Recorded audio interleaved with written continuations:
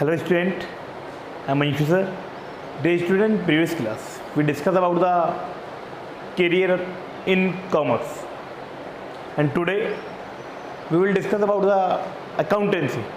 कल हमने अपना टॉपिक जो क्लोज किया था वो किया था हमने जर्नल पे कि what is journal.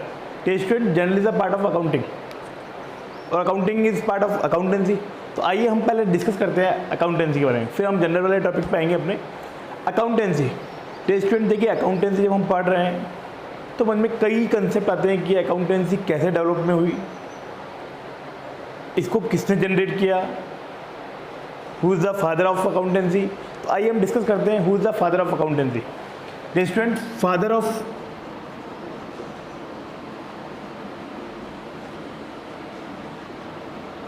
Accounting Lucas भी बोलते कई वर्ड में. इसका एक्चुअली जो नेम है वो है लुका पेसियोली.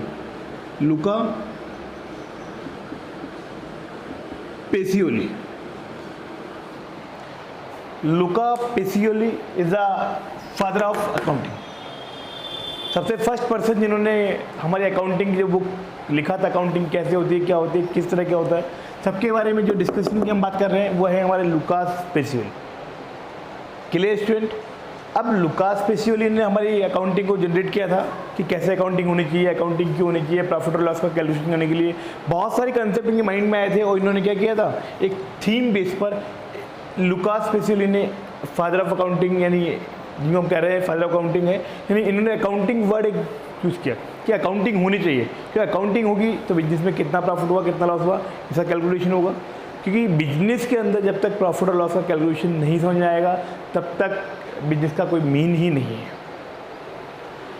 इसके बाद अकाउंटिंग वर्ड हम इंग्लिश में बोलते हैं, हिंदी में हम लेखा शास्त्र कहते हैं. हिंदी वर्ड में हम कहते हैं इसको लेखा शास्त्र. एक्चुअली स्टूडेंट, लेखा वर्ड कहाँ से जनरेट हुआ? इन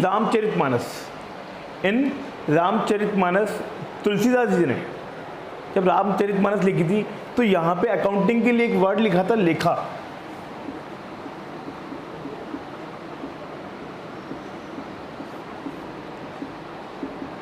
रामचरितमानस में तुलसीदास जी ने अकाउंटिंग के लिए एक वर्ड लिखा था, लेखा, और उसी से लेखा शास्त्र वर्ड जो हुआ है वो जनरेट हुआ है.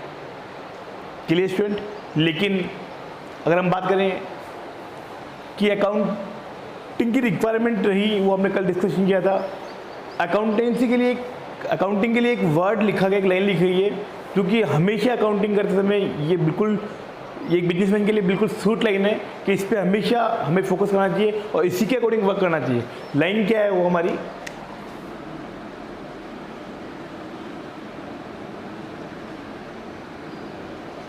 पहले लिख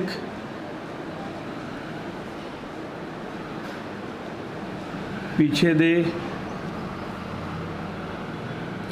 पहले लिख पीछे दे, भूल पड़े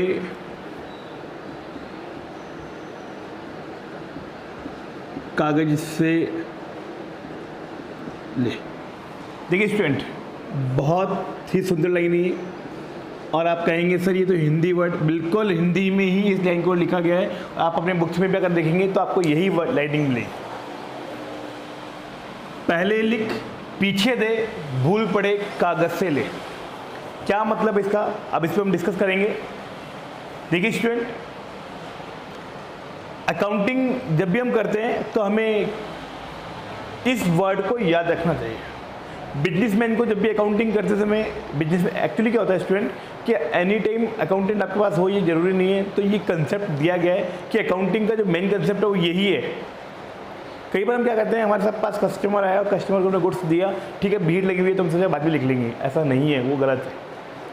कई बार उससे मिस्टेक होने के चांसेस बहुत ज़्यादा बढ़ जाते हैं. तो यहाँ पे जो कहा गया वो क्या लिखा गया है? पहले लिख पीछे दे. यानी कोई भी अगर मान लीजिए कोई कस्टमर आया, उसने मुझे 1000 का, उसने हमसे 1000 का गुड्स परचेज किया और वो अभी पेमेंट नहीं कर रहा. वो कह रहा है अभी पेमेंट नहीं, मैं after 1 day, after 5 day, after one week जब भी होगा तब मैं आपको पेमेंट कर दूंगा, ठीक है। तो बिजनेसमैन का क्या लाइबिलिटीज बनती है बिजनेसमैन की, बिजनेसमैन को क्या करना चाहिए? तो बिजनेसमैन के लिए रूल्स क्या कहता है, पहले लिख पीछे दे। यानी बिजनेसमैन को क्या करना चाहिए कि पहले अपनी कॉपी के अंदर यानी बुक्स के अंदर रिकॉर्ड करना चाहिए कि मैं क्या क्या गुड्स किस बंदे को दे रहा हूँ और क्या क्या गुड्स को मैं दे रहा हूँ। पहले लिख लिया, पीछे दे, उसके बाद उसको गुड्स देना चाहिए। पहले अपनी कॉपी के अंदर बुक्स के अंदर इसको रिकॉर्ड कर लेना चाहिए और फिर इस गुड्स को क्या करना चाहिए, सामने वाले बंदे को, कस्टमर्स को हमें गुड्स को देना चाहिए। हमने बुक में लिखा और गुड्स कस्टमर को दे दिया। आफ्टर 1 वीक, आफ्टर 1 मंथ जब कस्टमर आएगा तब तक हम इस अमाउंट को भूल चुके होते हैं, क्योंकि हमारे पास कोई पूरे मंथ में 1 कस्टमर नहीं आता। डेली 1000 कस्टमर, 1000 ऑफ कस्टमर्स हमारे यहाँ आते हैं, तो डेली इस अमाउंट को याद रख पाना कुछ पॉसिबल नहीं है। तो इट मीन्स क्या हुआ, जब भी आफ्टर 1 मंथ, आफ्टर 2 मंथ कभी भी कस्टमर्स आएंगे तो हमसे पूछेंगे कि सर वो अमाउंट कितना देना था, पे करना था। हम कहेंगे उनको कि आपको याद होगा सर कितना पेमेंट करना है, सर मैं भूल गया। नॉर्मली कस्टमर्स की हैबिट होती है, वो कहता है क्या कि मैं अमाउंट भूल गया, उसको याद है। अगर आप कुछ कहेंगे ना उसको कि मैं आपसे, सर वो आप उस दिन 1100 का गुड्स था, अरे नहीं सर वो 1000 का था। ऐसी कस्टमर की हैबिट होती है। अगर देखिए कंटिन्यू अगर इस कस्टमर से अच्छे रिलेशन रखने तो उनको करेक्ट अमाउंट आपको बताना पड़ेगा। तो उस केस में क्या होता है कि वो कस्टमर आया मेरे पास और पूछा कि सर कि कितना अमाउंट आपको पे करना था, तो मैंने कहा एक मिनट रुक जाइए मैं अपनी बुक्स खोलता हूँ। मैंने अपनी बुक्स खोली और बुक्स में जिस डेट को था उस दिन चेक किया तो पता लगा कि जो मैंने गुड्स सेल किया था कस्टमर को वो कितने का था, 1000। तो मेरी बुक्स में उसका रिकॉर्ड मिल जाएगा 1000 का गुड्स था और आपने ये गुड्स मुझसे परचेज किया था। इसीलिए अकाउंटिंग के लिए कहा गया है पहले लिख पीछे दे। पहले लिखिए फिर कस्टमर को गुड्स दीजिए, भूल पड़े कागज से ले। अगर कोई इसमें भूल होती है, अगर मान लीजिए आप भूल गए, आफ्टर 1 मंथ बाद कस्टमर आया और कहता है सर कितना पेमेंट करना है, और आप अगर भूल गए तो जो मिस्टेक हुई है उसका पेमेंट आपको कौन दिलाएगा, आपका कागज बोले तो आपकी बुक दिलाएगी। समझ आया स्टूडेंट? इसका इंग्लिश कोटेशन नहीं है, इसको हिंदी में लिखा गया है, पहले लिख पीछे दे, भूल पड़े कागज से ले। पहले लिखिए फिर कस्टमर को दीजिए। अगर फिर आप उसको भूल जाते हैं कितने का गुड सेल किया था तो उसका पेमेंट आपको कौन कराएगा, आपकी बुक यानी आपके कागज कराएंगे। Clear student? ये एक हमारा हिंदी कोटेशन था जो कि हमारे लिए वेरी वेरी इंपॉर्टेंट है। इसको ध्यान में रखते हुए कस्टमर्स यानी बिजनेसमैन को अपने बुक्स को रिकॉर्ड करना चाहिए। यानी पहले एक अपनी बुक्स में रिकॉर्ड कीजिए, फिर कस्टमर्स को गुड्स दीजिए। उसके बाद अगर आप कोई मिस्टेक होती है, हम भूल जाते हैं, तो उसका पेमेंट हमें कौन कराएगा, स्टूडेंट? कागज यानी हमारे बुक्स ऑफ अकाउंट्स करेंगे। Clear student? अकाउंटिंग के बारे में एक वर्ड और कहना चाहूँगा, behind every good business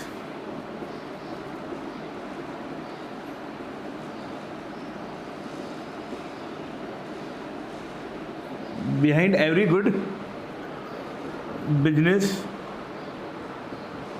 is a great accountant.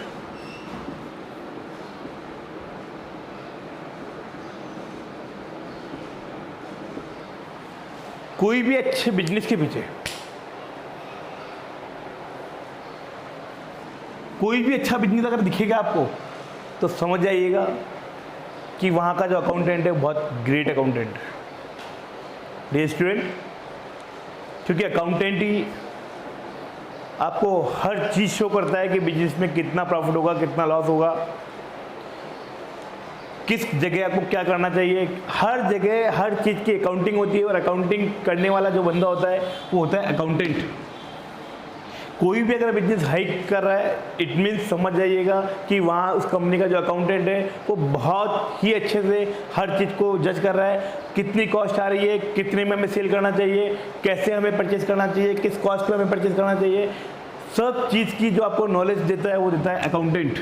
और वो आपको लास्ट में शो करता है कि ऐसा करने से आपको प्रॉफिट इतना होगा, आप इस तरह वर्क करेंगे तो आपको प्रॉफिट इतना होगा, किस तरह हमें वर्क करना चाहिए, किस तरह हमको आगे किस तरह का आपको गुड्स प्रोड्यूस करना चाहिए। हर चीज़ की जो नॉलेज आपको देता है वो अकाउंटेंट देता है, क्योंकि अकाउंटेंट को पता है प्रॉफिट और लॉस कितना हो रहा है, प्रॉफिट कम हुआ इस बार, क्यों हुआ, क्या कारण है। इसीलिए कहते हैं behind every good business behind every good business is a great accountant, यानी किसी भी अच्छे बिजनेस के पीछे उसके अकाउंटेंट का हाथ होता है। Clear student? ये कुछ लाइनें बहुत अच्छी लाइन्स हैं, पहले लिख पीछे दे, भूल पड़े कागज से आपको क्लियर किया। लेखावट जो यूज़ किया गया था रामचरितमानस में किसने किया था? तुलसीदास जी ने किया था। और फादर ऑफ अकाउंटिंग जो है वो है लुका पेसियोली। Clear student? अब हम बात करेंगे कि accounting is science and arts. ये क्या मीन हुआ? डियर स्टूडेंट, अभी तक आपने पढ़ा अकाउंटिंग अकाउंटिंग अकाउंटिंग हम कर रहे थे। अकाउंटिंग के अंदर साइंस सब्जेक्ट भी इंक्लूड होता है और आर्ट सब्जेक्ट भी इंक्लूड होता है। वो कैसे? हम कहते हैं कि accounting is science and arts. देखिए स्टूडेंट,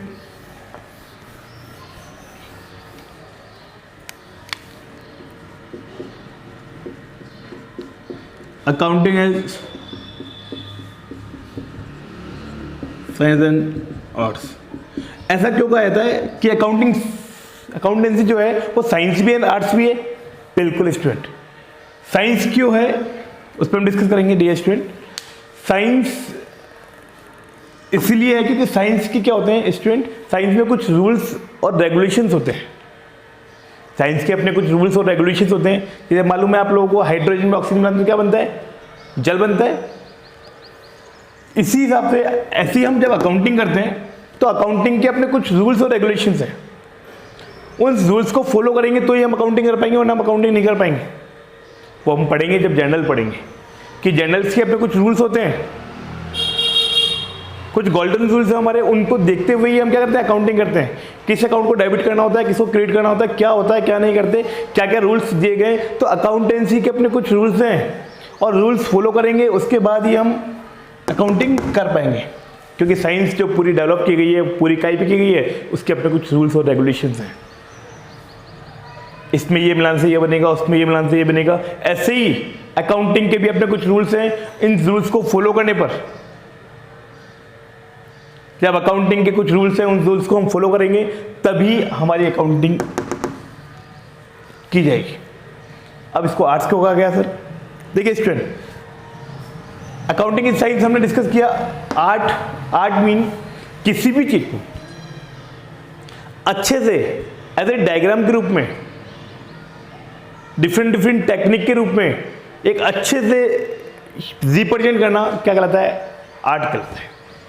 यानी किसी भी वर्क को एक अच्छे से डायग्रामेटिकल रूप में, डिफरेंट मेथड से एक अच्छे से कोई रिजल्ट शो करना क्या कहलाता है? आर्ट कहलाता है। तो dear student, accounting is art also. Because क्योंकि आर्ट इसलिए कहा गया क्योंकि अकाउंटिंग जब हम करते हैं तो अकाउंटिंग जब हम करते हैं तो हमारे कुछ डिफरेंट डायग्राम्स हैं, कुछ हमारे डिफरेंट परफॉर्मेंस हैं। अकाउंटिंग जो होते हैं हर चीज़ का अलग परफॉर्मा है हमारा, और उस परफॉर्मेंस में क्या करते हैं हम? अकाउंटिंग की जो रूल्स और रेगुलेशंस को फॉलो करते हैं और उसके बाद हम उसके रिजल्ट शो करते हैं। जब भी हम कोई अकाउंटिंग करेंगे, एंट्रीज करेंगे, एंट्रीज का अलग परफॉर्म है। जब लीजर क्रिएट करेंगे तो लीजर का परफॉर्म अलग है। Trading P&L and balance sheet जब हम क्रिएट करेंगे तो उनके फॉर्मेट कुछ अपने अलग अलग है। तो हर चीज़ का अलग अलग फॉर्मेट है और उस फॉर्मेट में रखते हुए उस क्वेश्चन को हम सॉल्व करते हैं और हम अपने डिसीजंस देते हैं। हम अपने रिजल्ट्स कंक्लूजन निकालते हैं, रिजल्ट्स का कंक्लूजन निकालते हैं, क्या रिजल्ट रहा। इट मीन्स हम साइंस के जो रूल्स और रेगुलेशन वो तो फॉलो कर ही रहे हैं, साथ में हम डायग्रामेटिकल भी इसको क्या कर रहे हैं? रिप्रेजेंट कर रहे हैं। इसीलिए हम कहते हैं स्टूडेंट क्या कि accounting is science and arts. Clear student? ये था हमारा accounting is a science and arts. एक चीज और डिस्कस करें स्टूडेंट, अकाउंटिंग जो होती है वो केवल मॉनेटरी ट्रांजेक्शन से इसको रिकॉर्ड कहते हैं। केवल मनी जो मेजरमेंट होते हैं उन्हीं को हम अकाउंटेंसी में रिकॉर्ड करते हैं। मान लीजिए हमारी शॉप है, हमारी शॉप पे कोई कस्टमर आया, उसको हमने जल पिलाया, पानी पिलाया, उसकी हमारी कभी अकाउंटेंसी में एंट्री रिकॉर्ड नहीं होती। ये हमारा एक वीकनेस भी है, यानी कभी भी अकाउंटेंसी में इनकी एंट्रीज नहीं होती है। केवल और केवल अकाउंटेंसी में हम केवल मनी ट्रांजेक्शन्स को ही रिकॉर्ड करते हैं, इसके अलावा इसमें और कोई ट्रांजेक्शन्स रिकॉर्ड नहीं होते। किसी कस्टमर के साथ हमने कैसे बिहेव किया, कस्टमर्स के लिए हम क्या क्या फैसिलिटीज़ दे रहे हैं, उनका इसमें कोई ट्रांजेक्शन्स नहीं होगा। कस्टमर्स को कस्टमर्स आया, उसके लिए हमने चाय पिलाई, तो उसका कोई, हमने कस्टमर्स का रेस्पेक्ट किया, कस्टमर्स को हम, कस्टमर के पास हम गुड्स उसकी गाड़ी में छोड़ के आए, इनका हमारे यहाँ कोई रिकॉर्ड नहीं है। यहाँ अकाउंटिंग में केवल ओनली और ओनली मनी मेजरमेंट, ऐसे ट्रांजेक्शन को रिकॉर्ड करते हैं जिसको मनी के अंदर मेजरमेंट कर सकते हैं, मेजर कर सकते हैं। ओनली उन्हीं ट्रांजेक्शन को हम क्या करते हैं, अकाउंटेंसी में रिकॉर्ड करते हैं। Clear student? आगे की डिस्कशन हम नेक्स्ट क्लास में करेंगे। नेक्स्ट क्लास में हम जर्नल वाला पॉइंट लेके आएंगे और जर्नल को कैसे प्रिपेयर करते हैं, कितने मेथड होते हैं, उस पर हम डिस्कस करेंगे। Clear student? जय हिंद, जय भारत।